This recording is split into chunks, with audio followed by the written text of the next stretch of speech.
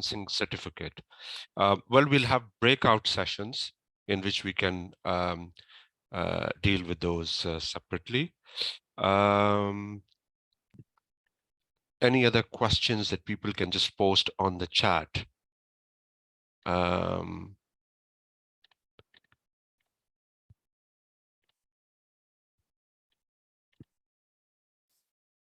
Right. So there was one question, Fana, you might be able to answer that generally. You talked about LMH, but there was a question about colleges. A lot of students who are applying to Oxford don't actually know what college they should put in. Obviously, we would like quite a lot of them to put in LMH as one of their options. But when people are thinking about applying what for colleges, how should they consider this? And maybe Nick could come in as well for that.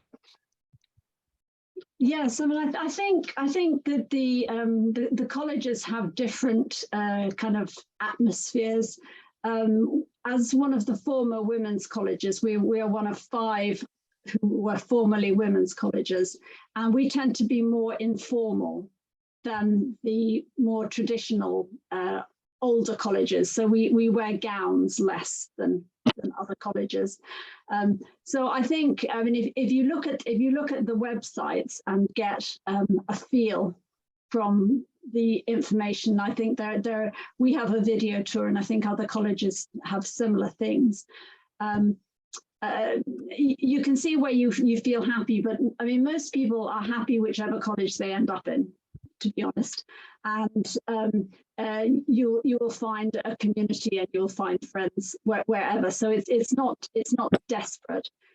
If you're confused, you can put in an open application.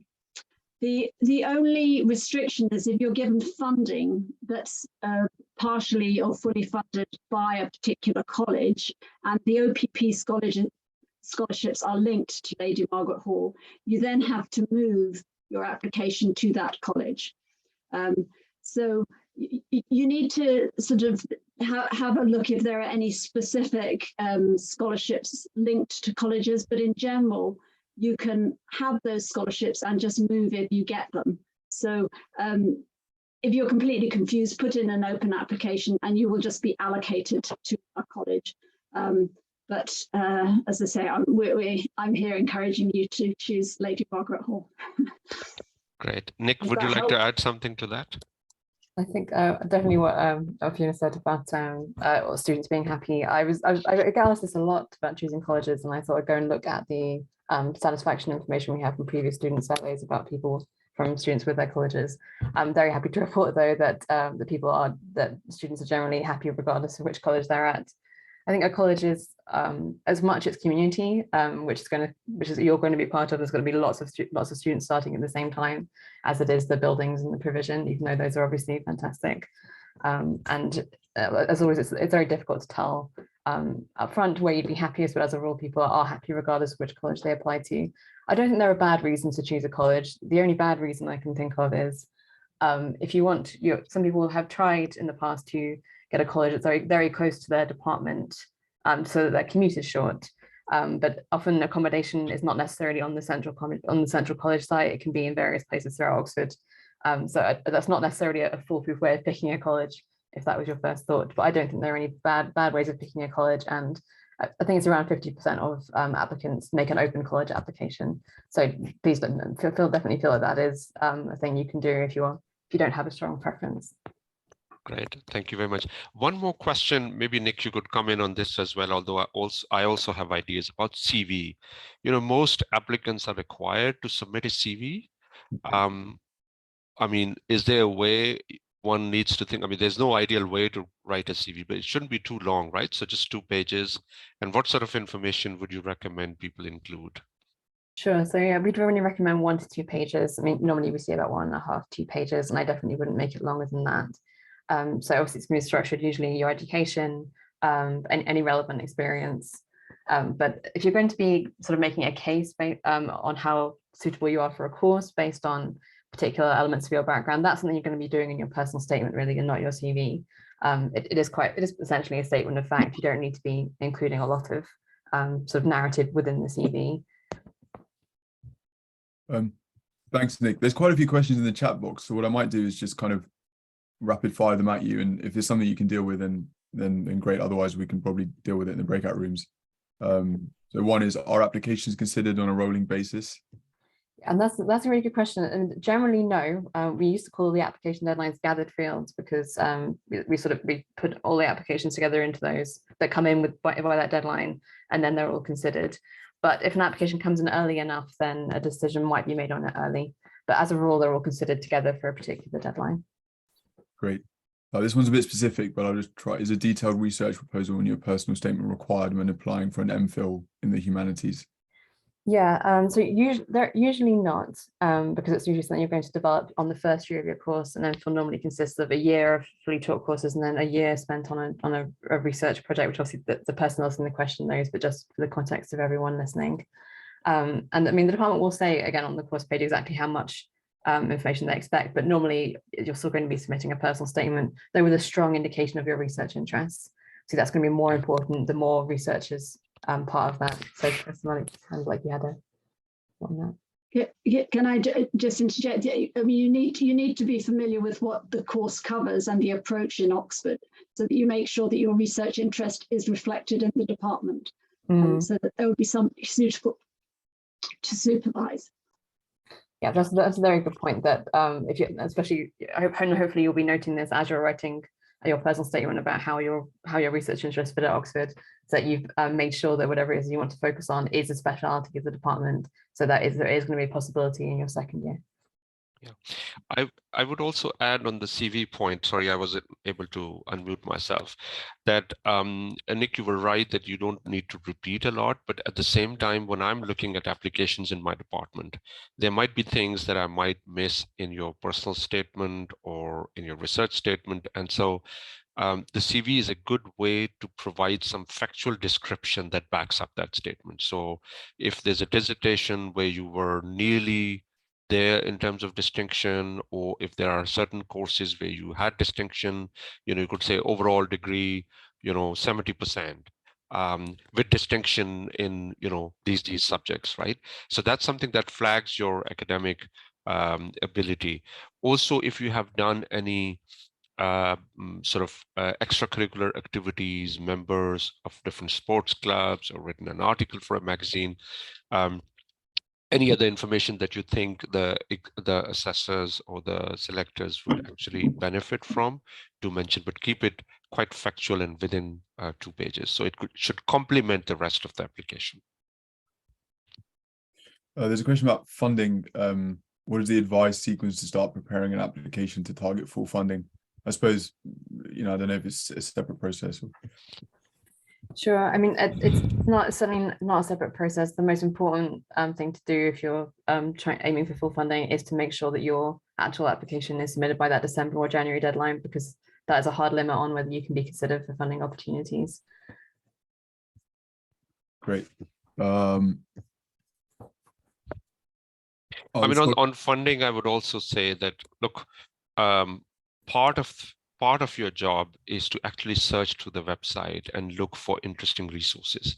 Typically, all funding bodies provide a lot of information. If you are applying for roads, there's a lot of information on the Roads Trust website. For the OPP website, we have a lot of information. If you're applying for Weidenfeld Scholarship or Oxford Center for Islamic Studies scholarships, typically websites provide a lot of information, and that should be your first point of contact. Just to add on to that, yes, Professor Malik, we'll go through all the scholarships that are relevant to Pakistani students in the next session. So we'll go through all the scholarships that are available. It's a 15-20 minute session, and we'll walk you through the website as well. So that should also answer some of your questions. Great. Are the scholarships approved before the acceptance and admission, or after that? Yeah. We need to unmute and also not allow people to display the pictures. Yep. So some of the scholarships are sort of applicable before you get the admissions.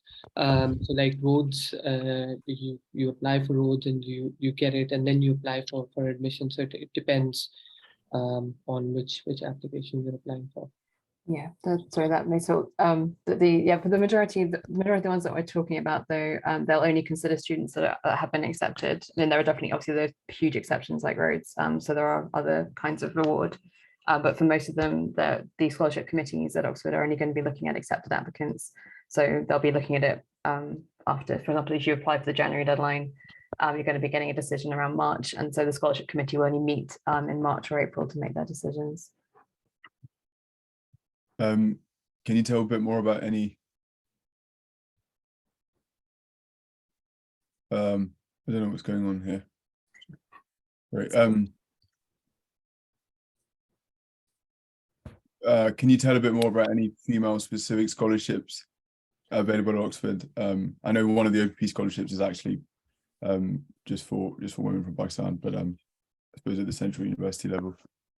Sure, yeah, and there are certainly a few, especially for women in STEM. The one I'd really highlight is the OPP scholarships I mentioned earlier. These are brand new, and these are for women in STEM and specifically women from particular countries, including Pakistan. Thanks. I mean,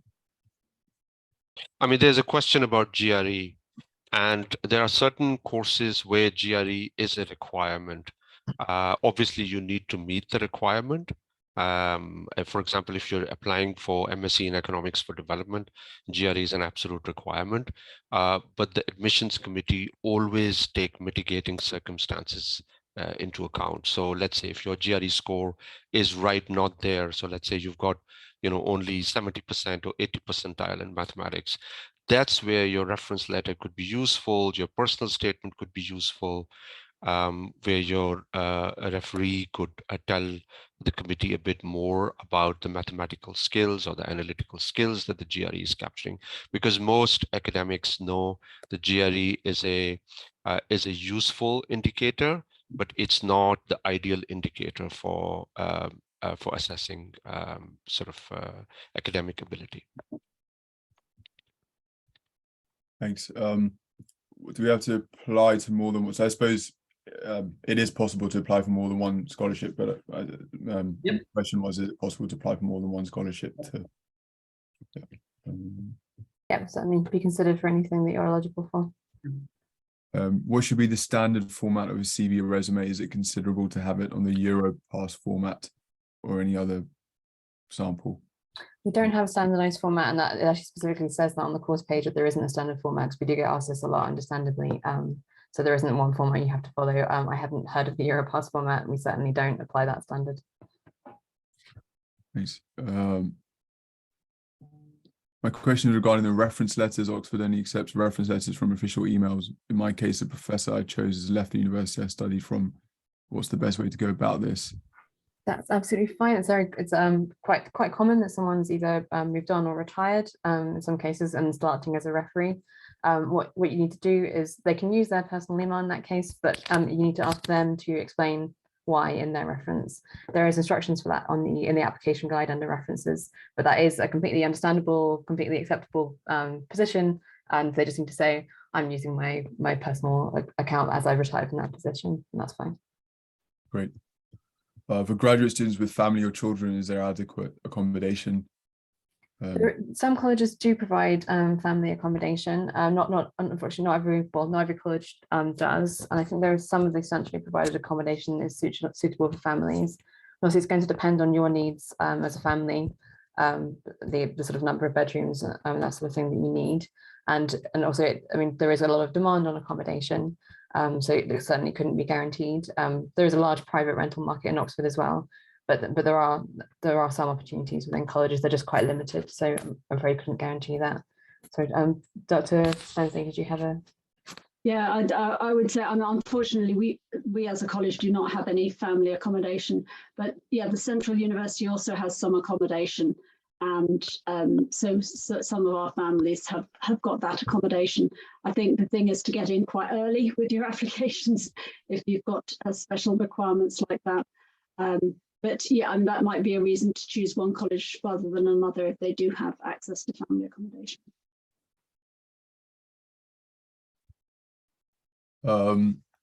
Nick, There's another question about somebody applying to 2 different programs. And Nick, I don't know what you feel about this, but it seems to me that this is quite a common practice.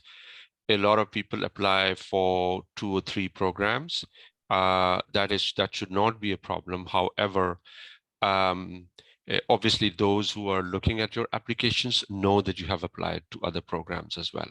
And so it would be a good idea to tailor your personal statement a little bit, or at least your research proposal a little bit relevant to these different degree programs. But people do recognize that, you're trying to hedge your bets and trying to diversify. Absolutely. I think the average number of applications per applicant is something like 1.9. It's definitely not uncommon to submit multiple applications. But obviously, you're not going to be able to reuse materials between your applications, including references. So you want to it's quite a big of investment in time in each separate application. So we do recommend that you narrow down your options as far as possible before you start submitting applications, and that you tell your referees about the situation, that they understand they need to submit. Even if they submit the same reference, they'll have to submit it again. Because due to GDPR regulations, we can't just copy over a reference that was submitted for one course. And obviously their assessment might be quite different depending on if the courses are quite different too. Nick briefly mentioned that the research proposal needs to be included in our personal statement. How detailed does the proposal have to be for Masters or MPhil programs in humanities? Yeah, so I think we feel like we sort of discussed that a little bit in terms of the MPhil and research proposal. I'm afraid that's just really variable by department, but not every statement of purpose has to have a research proposal in it for sure. It's just the department will make their own determination on what documents they want. That will be on the course page. I think it's general areas of interest and your background, things you've studied that interest you from your undergraduate career. You certainly would be developing your proposal during the first term that you read in Oxford. Can we submit excerpts of longer research essays as the written sample? Alternatively, are smaller policy briefs relevant to the program around 1,000 words? You can definitely submit an excerpt of a longer piece. I mean, again, technically departments can make their own declaration on that on course pages, but it's very commonly accepted, very commonly done.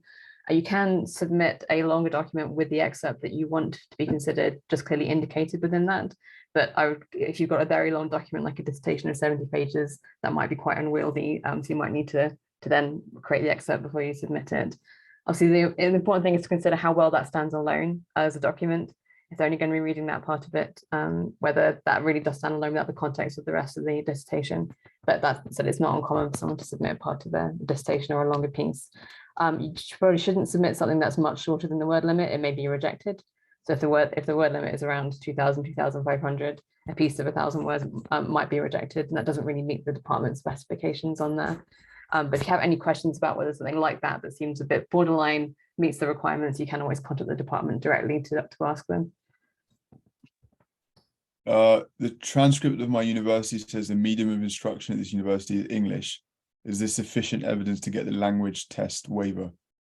That's definitely sufficient to request a waiver. And there is somewhere on the form now that you can upload something like that. So evidence that your institution's medium of instruction is English.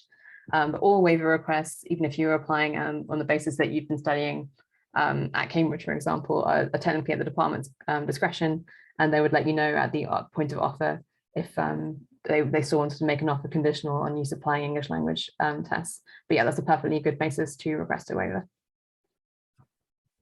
This is a good question. Which mistakes do applicants generally make that lead to non-acceptance?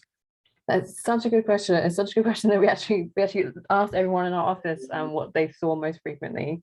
The one I see most frequently that I wish I could help people with is not making sure that you've checked that it says the right university everywhere. It's not that an application would be thrown out if you if you left Harvard or Cambridge everywhere, but it doesn't really help towards giving that sense of you as a very focused applicant who's quite careful, detail oriented, good at the writing, and really chosen Oxford for particular reasons. So please do double check that. It's more common than you think. We totally understand people are applying to multiple places. It's not that that's not that that's not okay. It just, yeah, mistakes like that. Double check, do version control on your documents. We have so many people who find that they look back in their application having submitted it, find they submitted an earlier version of something, or there are typos, and that can't always be corrected. So I know just saying double check sounds like a little bit facile, but really, like, version control in your documents is really important to making sure that you submitted something that you're really happy with, basically. Sorry to keep firing them at you. Most degrees in humanity do not require GRE. Does giving the GRE increase chances of admission or scholarships? Sure. The answer is definitely no. If it's not mentioned in the entry requirements, then it won't increase your chances of admission, because those are binding on the department, the entry requirements that they publish. And it's not academically relevant to a lot of, I mean, obviously it's much more academically relevant to the courses that require it, like economics, for example, because of the nature of GRE. But the department will be assessing your application based on what's in the entry requirements. If GRE isn't in there, then it's not considered. I think there are courses like chemistry that say that if you submitted it, will be taken into consideration. But if it doesn't even say that, then it's not part of the application. Nice. And maybe the last one. How much does Oxford take into consideration students who do not have access to resources and proper tutors and teaching facilities? Are there recommendations equally considered at par with professors with students who have references from professors and foreign universities? I think that's a very big question, and obviously, like, it's something that the university works really hard to address. But there is, sort of, given how international the number of applicants is, there is a lot of complexity, variability, even within one country's obviously system of education and institutions, the opportunities students have. I mean, we are very focused on access. We are looking now at even more models of sort of assessing potential beyond what's currently in the applications, and so our assessors are very aware of the variation. But I don't think beyond that. I mean, there is a part of the application called mitigating circumstances where you can yourself sort of state mitigating sort of circumstances you want to be considered that have affected your education. I strongly encourage you to take advantage of that if you feel like there have been circumstances beyond your control that have affected your grading, your skills, for example. Thanks, Nick. I think we might leave it there because there's a lot more questions, but we move to the time for the next session. But hopefully whatever hasn't been picked up can be picked up in the breakout rooms. But that's been really helpful. Sorry to put you through such an interview. No worries. Thanks very much. So I think we move to the next session. I think Dr. Della is going to give a bit of a background on the OPP scholarships and also the scholarships available at Oxford. So over to you, Della. Hello, everyone. Can you see my screen? Yes. And can you see the presentation? Yep. Okay. Hello, everyone. My name is Della Pirzada. I'm a lecturer in material science at the University of Oxford, and I'll quickly go through all the scholarships that Oxford has to offer, which are relevant to all of you. I'll go through the website as well, just to show you where the scholarships are and how to apply for them. And we also have one of each of the scholarship scholars here. So, for example, Rhodes, Vicky Noon, Bestway, and so on and so forth. So I'll call them in to say a few words about the scholarship process as well. So we'll try to make it as engaging as possible.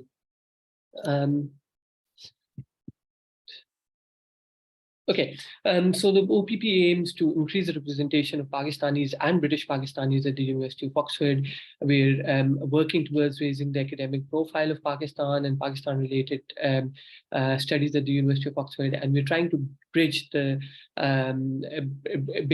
act as a bridge between Oxford and Pakistani academia through exchange of scholars, through exchange of sort of academics working together with Pakistani universities, and at the moment working on programs like the World Bank internship program or other programs through which, like the Iqbal lecture, through which we can really take Oxford, bring students from Pakistan to Oxford, but also take Oxford to Pakistan as well, so that we can benefit, you guys can benefit from it. Okay, fees and funding. So going through the website, I'll go through the graduate website with you. So this is the fee and funding website page.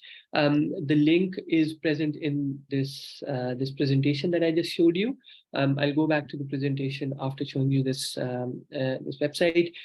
This is the fee and funding website for graduate studies, and you can go into the start your search option, and you can really select what courses, which year you're applying for. Let's say there's fee status, overseas or home, division, let's say MPLS, and then you haven't started the course yet.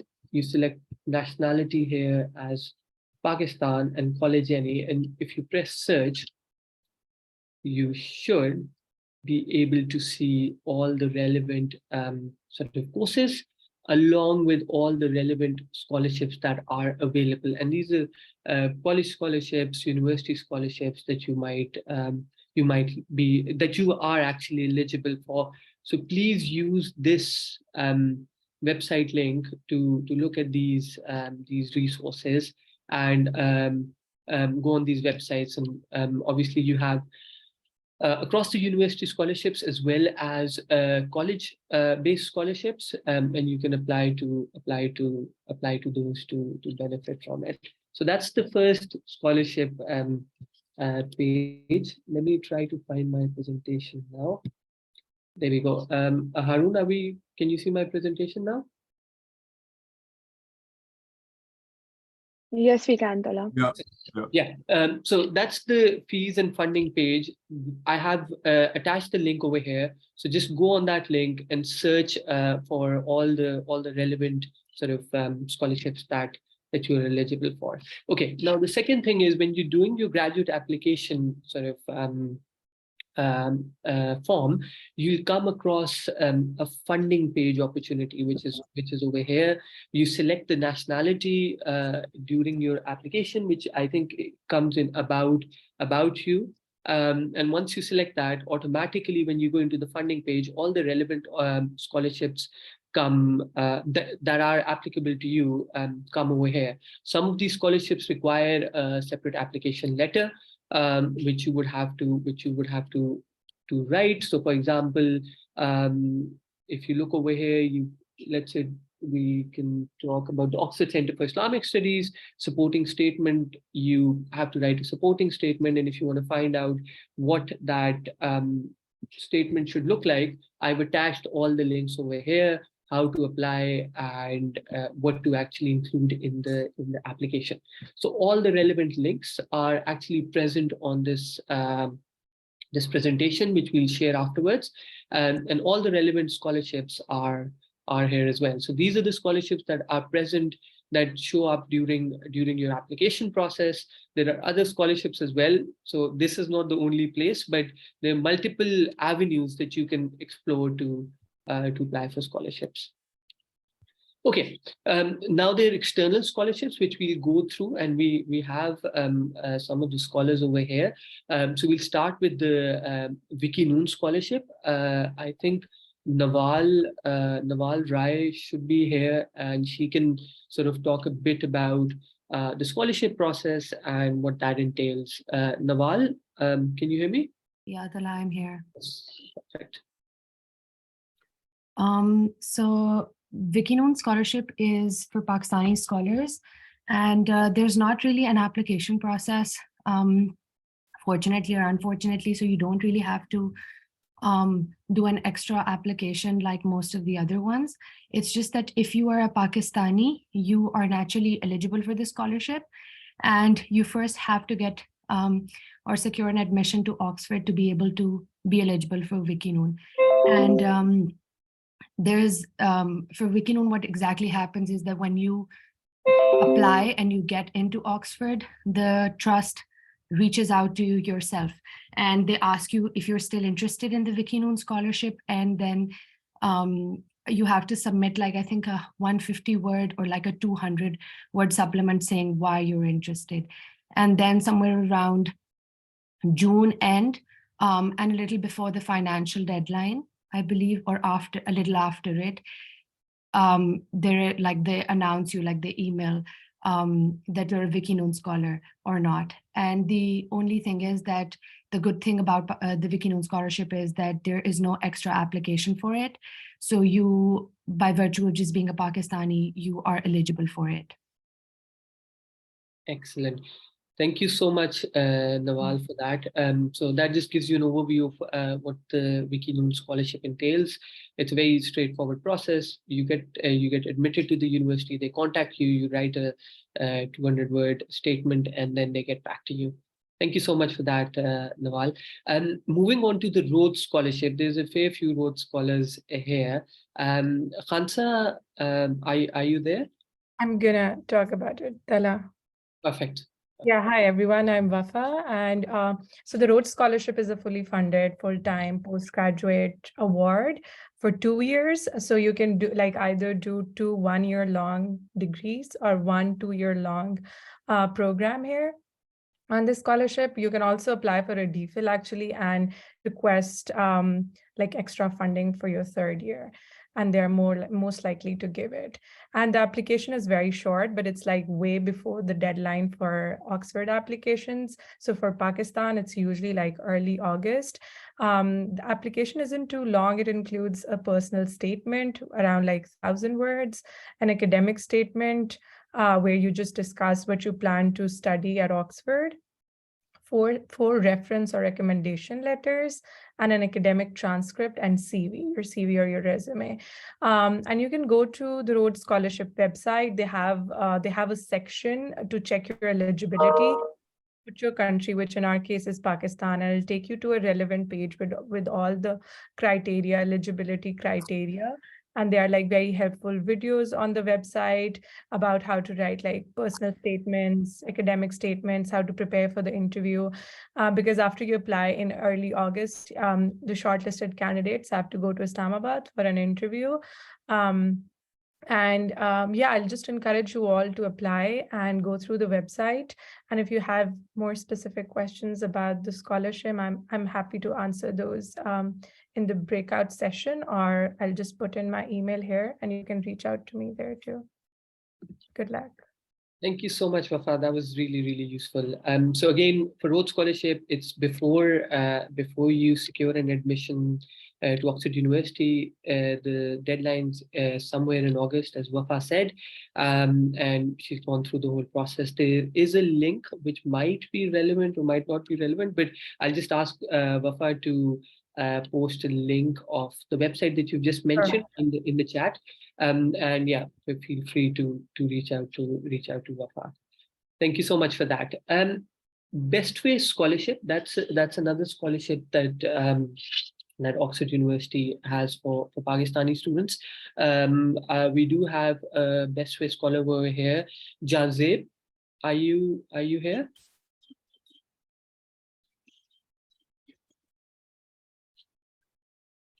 Harun, have you made Janzeb one of the... 1 minute. Yes. Hello. Janzeb, can you quickly go through the Best Way Scholarship process and tell the attendees what the process is all about, and give us an overview, please. Okay, hello, my name is Jahanzeb. I am a Best Way Scholarship holder. So this scholarship is basically for masters and PhD students who are going to study at Oxford. For that scholarship, you have to secure the admission.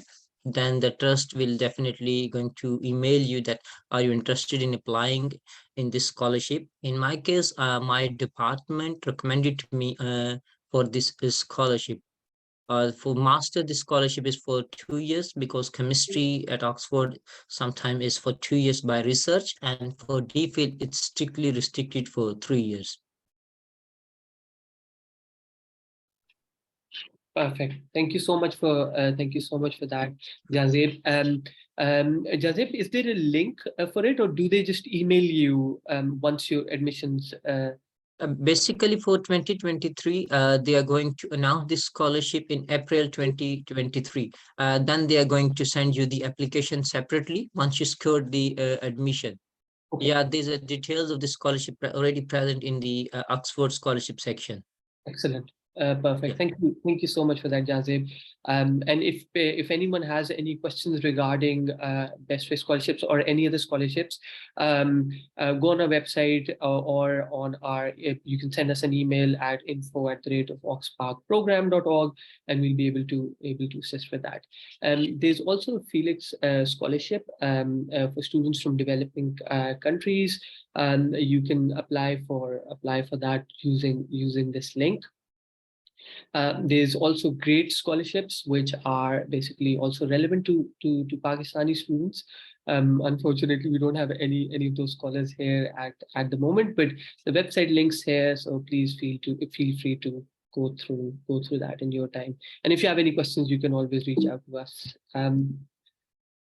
Okay, so there's also the Chevening and Commonwealth scholarships that are applicable to Oxford University applications. They have their deadlines in August or September, but go to these websites and you'll be able to find more detail. And I've also added a link to projecteduaccess, where there's a lot of details on these scholarships, and there's webinars present there. So if you need any help in terms of applying for those scholarships, please go to the EduAccess web link to go for further help. And if you have any questions, you can always reach out to us. There's some scholarships that are relevant to the Said Business School, which is the business school of the University of Oxford. I'll ask Uzair to just come in for a minute and just go through those scholarships and just tell us a bit about the business school scholarships. Yeah. Hi, thank you, Talha. So by default, anybody who applies to the Said Business School gets considered for most scholarships. There's the Said Foundation scholarships, there is the Said Fellowship, but then there are some scholarships in which an additional application is required. And Talha has posted this link in which you can go to this link and you'll see there is the Skoll Scholarship, which is for social entrepreneurs. There's the Laidlaw Scholarship for women MBAs. There is an African specific scholarship, and there's an Oxford Pershing Square Capital Scholarship for Pershing Square scholars. So there are like 5 or 6 scholarships which require additional application. The rest you're considered automatically for, but the link is there, and I'll be happy to discuss in the breakout room and get a detail. And also, Uzair's made this admission guide, this Google Doc guide that he shared with me yesterday. So if you go through the guide, and if you have any further questions, you can reach out to Uzair. But a lot of information is present in this admission guide document that Uzair very kindly prepared. Okay, a few other scholarships. These are more relevant for DPhil students. You have UK Research Council Awards, and these UK Research Council Awards are, so you have UK Research Councils, which are present in science and technology, engineering, physical sciences, economics, and so on and so forth. So you can go to these websites and apply for these doctoral training programs. These are scholarships that would be relevant for DPhil students, and they're all linked to not only Oxford University, but universities across the UK. Again, Project EduAccess has done, we're really benefiting from the work that they've done. So if you have questions on those, go to the website. They're doing a session after I finish as well, and they'll go through the website link, but there's a lot of information on these there as well. Just to keep in mind that there's also departmental scholarships. So different professors have applied for grants, and they have funding opportunities, and they advertise those funding opportunities on the departmental website. So I'm from the Department of Materials. I'll quickly go through how those work at my department, but you'll have similar sort of projects available in other departments as well. So it's very important to first identify those projects and see if you're relevant, if one of them is of interest, and then obviously going through that professor's profile, reading their papers, and basically writing to them and showing your interest and being able to sort of talk to them about what the project entails. So these are some of the funding opportunities for the Department of Materials. I'm sure every other department would have similar projects available. Obviously, when it comes to STEM subjects, there's a lot more funding available. So feel free to look at other websites. So for example, these are some of the projects that are funded already. So let's say you're interested in artificial intelligence X-ray imaging. You can go to this project, you can read about the project description, then you can read about these professors, and then obviously draft an email and write to these professors talking about why you're interested in the project, and hopefully attaching your resume, and then hopefully you'll get an answer. But don't feel disheartened if you don't get an answer. When I was applying for my DPhil, I wrote to 12 professors, and I think 3 or 4 replied, and 2 of them became my supervisors. So just reach out to these professors, but make sure you just don't send a cold email. Hi, I'm very interested in what you're doing. Can we talk? It needs to be well thought of. It needs to be relevant to what they're doing. Otherwise, it's just a cold email which will have no, which would not be very, very fruitful for you. Okay, coming to the last bit of the section, we are pleased to announce that we've launched these OPP scholarships. We have had 5 scholars come to Oxford this year. Actually, 4 are here, and one of them still sort of planning to come in the next in the start of Hillary term. We have 3 fully funded scholarships for graduate Pakistanis and British Pakistani students. We're working towards increasing the amount of funding that we have available. So hopefully next year, which hopefully we'll advertise in end of April, we'll have a lot. We're hoping we'll have a lot more funds. Our scholarships are applicable for MSc, MPhil, and DPhil courses. At the moment, all our scholarships are restricted to 1 year funding, but they're on a rolling basis. So, for example, we'll tell you that you have secured a funding for 1 year, and then next year you can apply again, and we can review your application and see whether we're in a position to support you or not. But at the moment, we have 1 year scholarships which are applicable for MSc, MPhils, and DPhils. Just to go through the application process, we asked you questions like, what is your graduate experience? What level of funding is required? What funding you already have? And what is the shortfall that you anticipate? Are you from a disadvantaged family background? It's not necessary that you need to be from a disadvantaged background, but it's one of the questions that we ask.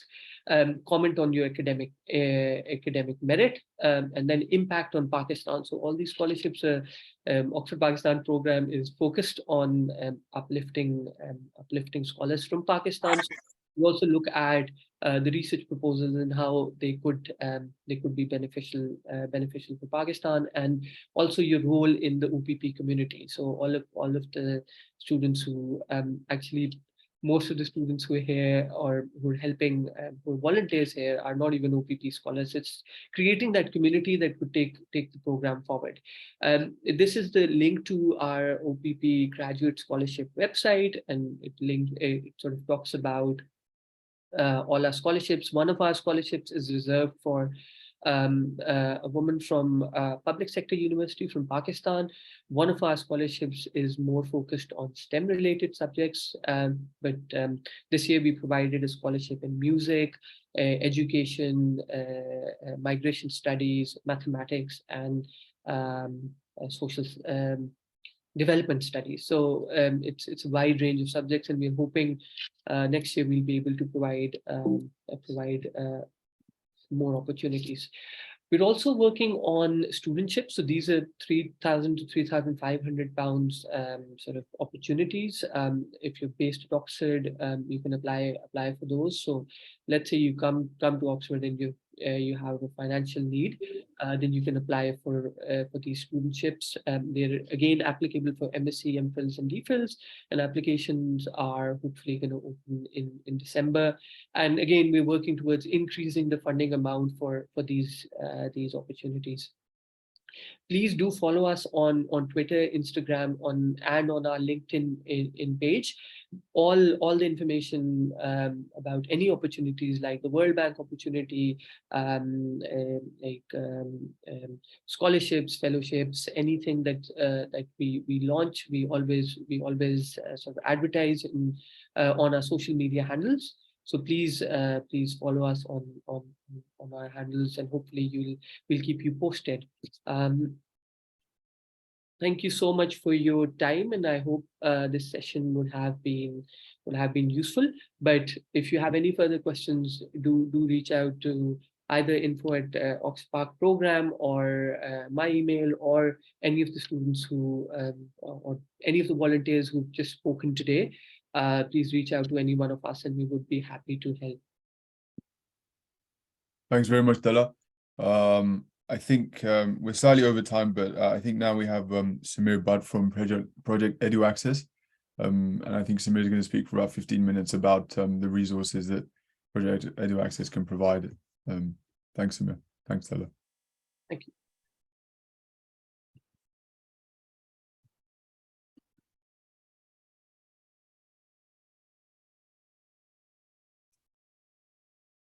Are you able to see the PPT? Yes, I can. Excellent. Okay, great. So I'll start. Hi, everybody. My name is Samir, and I am a DPhil in Public Policy candidate here at Oxford. And I also co-run Project EduAccess. I'll tell you a little bit about this, and I will also take you through some of the application documents and resources that will be available to you through Project EduAccess.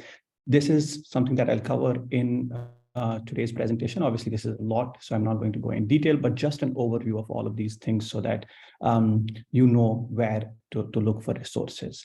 Okay, so I'll start with Project EduAccess. There's a lot of similarity in what OPP and Project EduAccess does. We seek to increase access and representation of marginalized communities in universities abroad, especially universities in the UK. We have a full-fledged mentorship program through which we are currently supporting 400 students through one-on-one mentorship, and we are also providing more accessible information through our workshops, etc., which I will take you through very shortly. So today I'm talking about application documents and the resources that are available for these documents, right? But before that, we need to make a distinction between taught and research degrees, because there are different kinds of documents required. Like there aren't too many differences, but there is some difference there. In a taught master's degree, which is where you have classes to go to, where you're taught, there is a set course structure that you have to follow. So in these degrees, you're not required to conduct independent research. You don't have to write a full-fledged thesis. You might have to write a dissertation, which is a part of it, but you don't have to, as a part of your application process, send a research proposal. While as a research degree, like a DPhil or a PhD or an MPhil, you will have to add a research proposal in addition to other documents, which I will take you through very shortly. So these are the main application documents that you will be required to submit along with your application. You will be required to submit a statement of purpose or a personal statement, a CV, a writing sample, or an essay, or two of them, depends from degree to degree.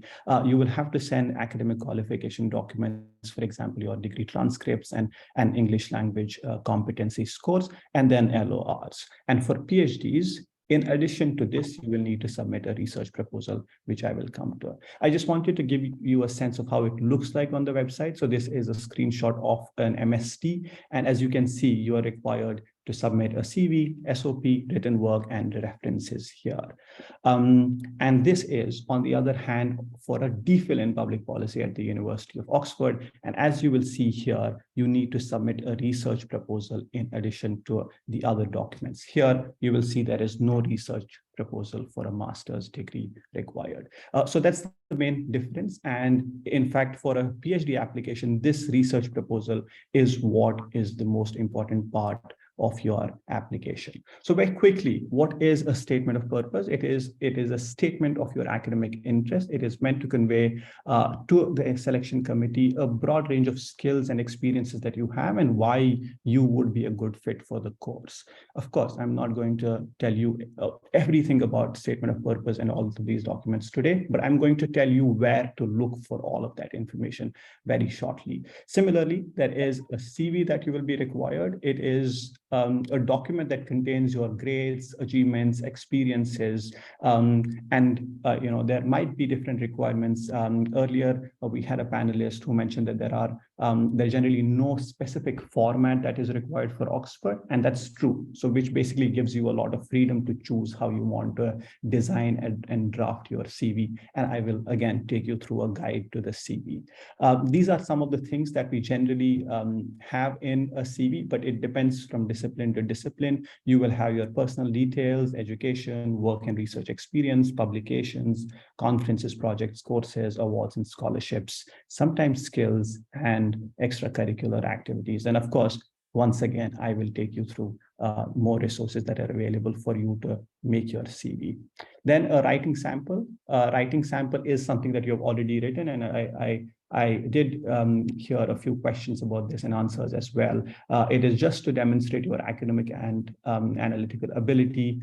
So the stronger the piece, the better it is. You can always repurpose an existing paper or essay from your earlier degree, but you can also write a new one, and it doesn't need to be a published piece of work. But what is of utmost importance is that you don't plagiarize, you don't pick something off the internet and submit it, because that will be catastrophic, in my opinion. And then there are the letters of recommendation. We have already heard about this. Different courses have different requirements of LORs, and these LORs are meant to supplement your application. They give the selection committee an indication of who you are, what work you have done, and whether you're suitable for the course that you're applying to, but from a person who has seen you work. So quite often it is a professor or someone who has taught you in your undergraduate degree. Once again, I will take you through the guide for this. Then in addition to all of these documents for PhDs or DPhils as they are called at the University of Oxford, you also need to submit a research proposal, right? And a research proposal then becomes the central part of your PhD application. It presents your research idea to the committee, and they are generally assessed on their quality, originality, coherence, and they are significant because they give the reviewers a clear sense of how prepared you are for doctoral research. You will know, or you might know, that there is a difference between how PhDs are structured in the United States and how they are structured here. Here in the UK, you're generally expected to start your research right away, right? So again, I'm not spending much time, but these are some of the things that these are some of the common things that are covered in a PhD. You have a title and an introduction, you have a statement of problems, research questions, you have literature review, methodology, significance, timeline, sometimes field plan and ethical concerns, and a tentative bibliography or references. But once again, it depends from the degree to degree and department to department. So these are our details, but I will now take you through the website. So let me just close this presentation and come back to you with the website. Please bear with me.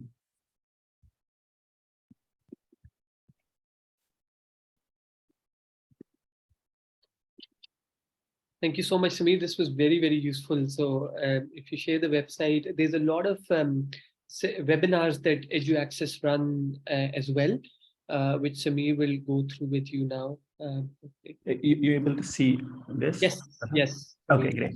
So it's projecteduaccess.com. As you can see, I've entered projecteduaccess.com, and you will see that there are a bunch of things on this website. But what is of relevance here is this resources page. If you go to resources, you will see that there are different kinds of resources. One is something that this was an in-person workshop at the University of Kashmir. So you can leave that aside. But here is the most important part. This is the guides on application documents. Once you click here, you will get guides for writing your CV, for writing your personal statement, for writing your statement of purpose, research proposal, and LOR. So let's open one of these. Once you click on it, you get to see the guide. Here it is. So this guide is a 16-page document, very succinct and comprehensive guide of what needs to go in a CV. It gives you an indication of how you might want to write the different parts as well, and gives examples. For example, this is the personal details, and we have said this is a potential way in which you can write it. Similarly, how for your education, you might want to write it just like this.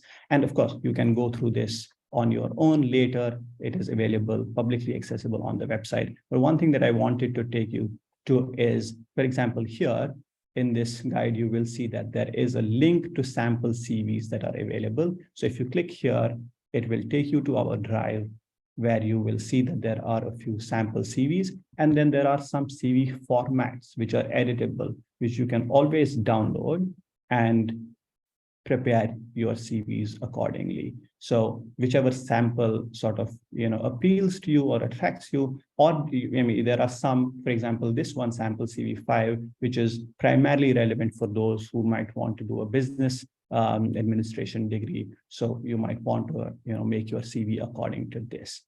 So these are the guides. If we go back to the resources page, there is the other thing, which is resources from online workshops. As Talha mentioned earlier, we organize a series of workshops on different aspects of application documents, as well as on different scholarship applications. So for example, there is a workshop on Gates Cambridge Scholarship. There is a workshop on writing your sample, writing your personal statement and SOP, and so on and so forth. And there are also, it's not just UK specific. So there are, for example, workshops on applying for PhDs in Asia Pacific, so Australia, Singapore, Japan, etc., and several other workshops. These are all public workshops that are available for you to have a look at. Talha mentioned workshop on Chevening scholarships. Here it is. So if you click any of these, for example, let's go to the workshop that we recently conducted just this Wednesday, workshop on Commonwealth shared scholarships. If you click on it, you will get to know, you will get access to the presentation that was used at the workshop. And the presentations are generally quite detailed.